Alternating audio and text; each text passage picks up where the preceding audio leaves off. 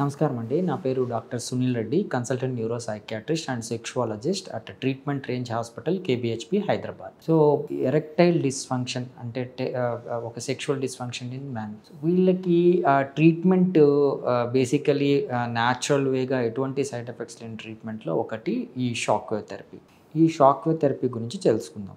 Usually ఈ shock wave therapy ముందు years back ఏంటి అంటే ఈ ఆర్థోపెడిషియన్స్ ఈ ఇంజురీస్, బోన్ ఇంజురీసు అండ్ ఈ లిగమెంట్ ఇంజురీస్కి వాడి వాటిలో బ్లడ్ సప్లైని ఇంప్రవైజ్ చేసి ఆ లిగమెంట్ ఇంజురీ అయినప్పుడు హీలింగ్కి వాడుకునేవాళ్ళు. అది బాగా అయింది.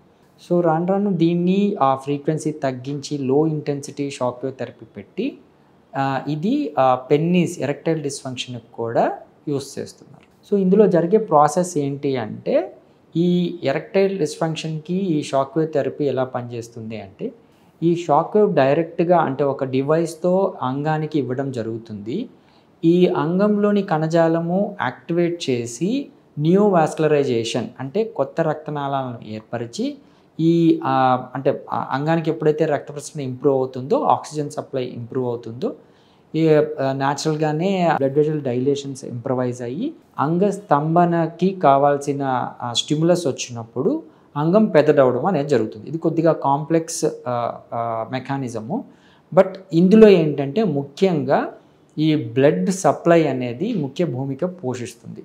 అందుకనే ఎప్పుడైతే ఈ షాక్ వేవ్ థెరపీ తీసుకుంటారో వాళ్ళకి చిన్నగా బ్లడ్ వెజల్స్ అనేది ఇంప్రూవ్ అయ్యి బ్లడ్ సప్లై అనేది పెన్నిస్కి ఇంప్రవైజ్ అవుతుంది. సో ఈ ఇంప్రవైజ్ అయిన బ్లడ్ వెజల్స్ కానీ బ్లడ్ సప్లై కానీ వాళ్ళలో ఎరెక్టైల్ డిస్ఫంక్షన్ని క్యూర్ చేస్తుంది. సో వీళ్ళకి అదర్ దెన్ ఎరెక్టైల్ డిస్ఫంక్షన్ ఇంకేమన్నా ఇబ్బందులు ఉన్నాయో చూసుకొనేసి మనం ఇది ఇవ్వడం జరుగుతుంది. ఇది సేఫ్. బేసికలీ దీంతో ఏంటంటే సైడ్ ఎఫెక్ట్స్ ఉండవు.